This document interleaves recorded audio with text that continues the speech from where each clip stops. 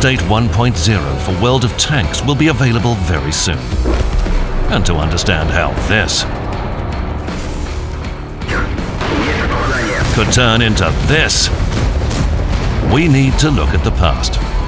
And we should start with Orcs. Everyone wanted to make the World of Warcraft killer, but everyone knew that it couldn't be done because development requires a lot of time and money, PR is very expensive, and so on. That's why we decided to make something similar, but of a smaller scale, and session battles. So you enter the map, and you get a certain number of orcs, elves, mages, and your team. That was the idea. We tried to implement it. It was clear right away that we needed to look for an engine. There were two popular engines at that time. There was Big World, and there was Hero Engine. We chose Big World, and that was the right decision. Later, we realized that we did well, and it was the right choice, because the project changed.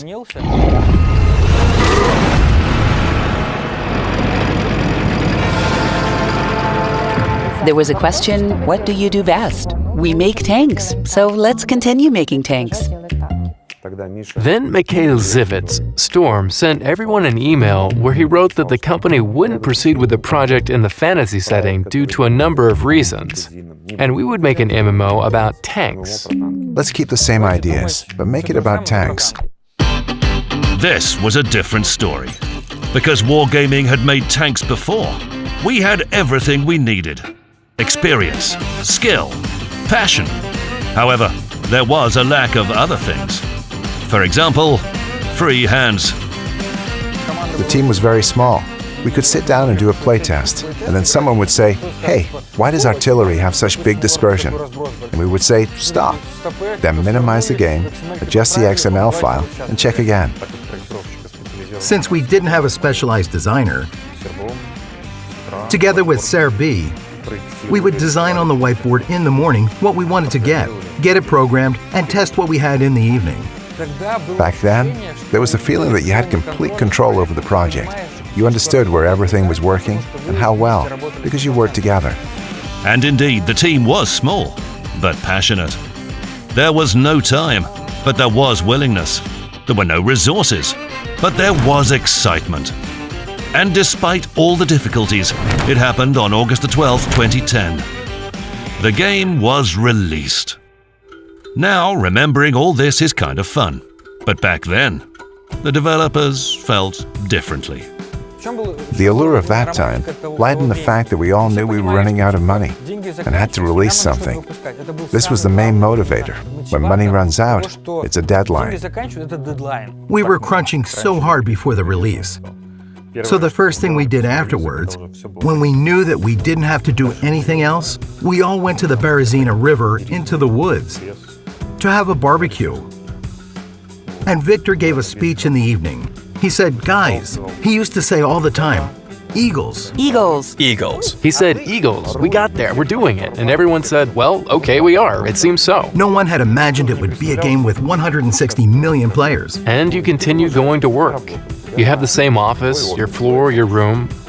There are several rooms you're constantly working with, programmers, designers, artists, other teams, and so your regular work was continuing. The graphics weren't a thing to think about at the time. They were at quite a good level. Well, just look at this for example. Or this. Or this. Indescribable beauty. And to be honest, it wasn't the graphics that caused the problems. We had a very big problem, and it was quite unexpected. The thing was that no one expected so many players to be online. And those servers, those clusters that were purchased, no one expected they wouldn't cope with the load. But they started failing. At that moment, the guys had their first suspicions about the situation. A feeling that we had created a monster and something hadn't gone as planned, but for the better, appeared when I went to a Gamescom for the first time. I saw that big fair of games and enormous excitement around tanks. That was the first moment I thought, wow. I mean, no one expected this, not even in their wildest dreams. Maybe Victor hoped that it would go like this, and it would be a hit. Let's say, I think it's really a huge success. Completely unexpected. As soon as September 2010, more than 10 million battles had already been fought in the game. And in January 2011, the world record was registered for most players online simultaneously on one MMO server. A year after release, more than 5 million players were registered in the game. So what usually happens when a game becomes popular in terms of gameplay, popular among players, people start thinking, okay, what do we criticize? Graphics.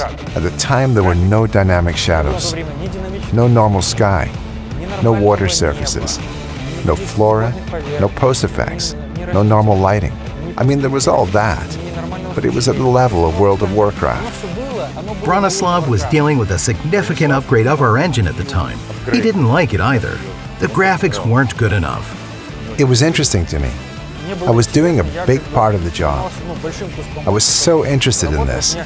I wanted to see us stepping into the new technological era. Well, our interests were similar. By working together a lot and for a long time, we managed to make everything look decent. It was the birth of Update 8.0, where we added delayed lighting, HDR post-processing, improved lighting, decals of shell hits, new improved terrain and water. So I can say that Update 8.0 was probably the first big technological improvement of the game. It was a big technological stack that allowed us to improve the graphics to a great extent. Most importantly, we added new graphics rendering in Update 8.0. Weak computers continued to use the old rendering, but more advanced PCs received the new rendering, and the game made a big step forward in terms of the graphics. The picture changed. Everyone liked it very much. In fact, many consider Update 8.0 to be the most successful update in our history. But not many can remember what the feeling was, because it was a very long time ago. But that effect, seeing and playing a game from a new angle, it was quite notable. And then we made, well, not exactly. We had to make our mistake. A mistake we repeated several times after this. We didn't rework all the content. At the time, it was a huge scope of work. I think we reworked about 10 maps. Other maps were roughly converted so that they could work with the new lighting. Yes, they started looking a bit better, but not significantly. This was our main problem. Then we were reworking the remaining maps during the year. After Update 8.0, every second version, we had two types of versions, functional and content. Every content version contained a pack of maps. In Update 8.10, all maps were fully completed. Most interestingly, the maps that were released most recently were much better than those released in Update 8.0, although there weren't many changes in terms of applied technologies. This demonstrates how our art specialists were finally able to master those technologies and fully understand how to use them. So the later maps looked far better than the first maps that were released in Update 8.0. Simultaneously, we were improving the engine. In Update 8.10, we had some improvements, better post-processing, God rays, lighting that was now used in the linear space. We were also able to perform color grading, which allowed us to use richer colors for maps. We got rid of the elf-like colors. In Update 8.10, we could see significant improvements compared to Update 8.0. However, it still seemed to be not enough by far. The breakthrough in graphics in Update 8.0 was substantial, but not sufficient. Almost immediately, the developers started to look for other ways to make the visuals even better. To put it simply, what else can we do? What can we do? We can create HD vehicles. The top management agreed. Why not? We set to work. We launched the prototyping process. Update 8.10 hadn't been released yet, and we had already started to create prototypes of HD vehicles. At some point, we realized that simply creating more pixels and polygons wasn't enough. We needed our vehicles to look like actual vehicles. We needed the metal to look like real metal. Vitaly Lashkov and I were wondering, why do our vehicles look so bad? The models themselves, what do they lack? The specular reflection was bad. We wanted specular reflection and shadow. We wanted improved shadows. We were trying to solve every problem separately, one by one. But suddenly an idea came to our minds, and we realized that physically based rendering was what we needed. There was only one way to get a metal surface to look real. It should reflect everything, not just the sun. This approach allowed us to solve all problems at once, simultaneously, not one by one. We created an initial prototype.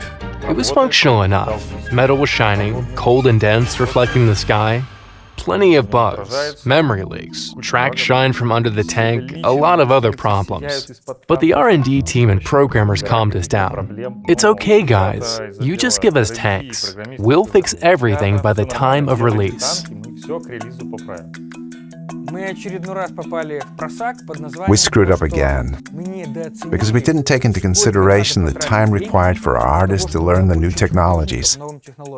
We spent about 3 months on getting to understand how it all worked and how to create vehicles. It's like in The Matrix, where you first see columns of characters, among which you can eventually see the woman in the red dress. Because while you're working with it, you can't see what will become of it. Finally, when everything is finished and uploaded to the engine, well. Adding physically correct lighting into the game was an excellent solution. Metal, wood, paint, stone, all this now looked natural. The vehicles don't look like plastic anymore. And this was incredibly hard.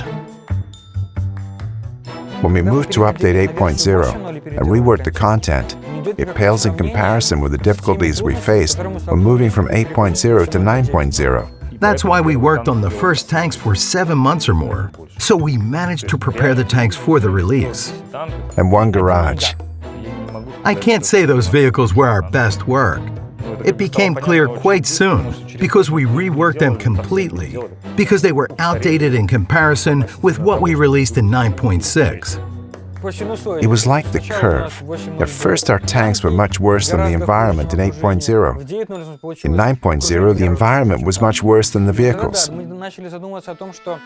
Then we started thinking about how we level this situation. In addition to the existing technologies that we implemented in 9.0, we needed something that could significantly improve the look of the environment. Sometime later, it became clear to everyone that the old maps we dragged into physically based rendering by using every trick in the book and the old content, it all looked outdated anyway. For maybe a year and a half, we were adding small improvements to the engine. Improved post effects, reverse lighting, we even fixed the bugs that we simply missed. We fixed all these things and helped the artist improve the content and speed up its creation. That was when the first prototypes appeared, where we tried to make basically HD versions of the maps. The first prototypes of HD maps appeared as far back as 2013. They were made in the old engine.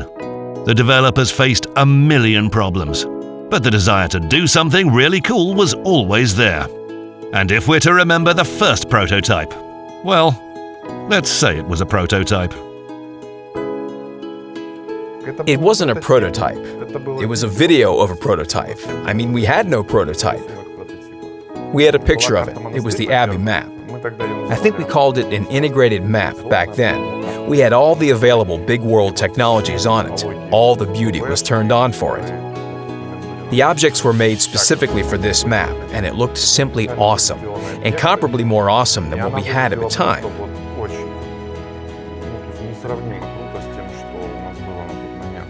And everyone said, yeah, it looks great, but why is the FPS so low?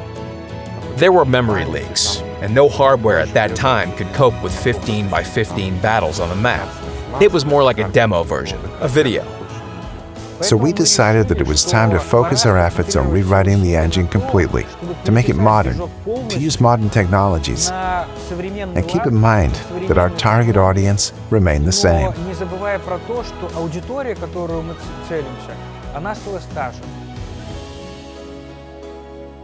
This is the moment that can be considered the start of HD map development. This is where what would become Update 1.0 in the future started. And we'll tell you about this in the next episode. One of the best days at work was the day that we finally decided we would make HD tanks. It was a turning point when we realized that you couldn't make graphics in World of Tanks better overall by tuning. For example, just one shader. We should produce good content.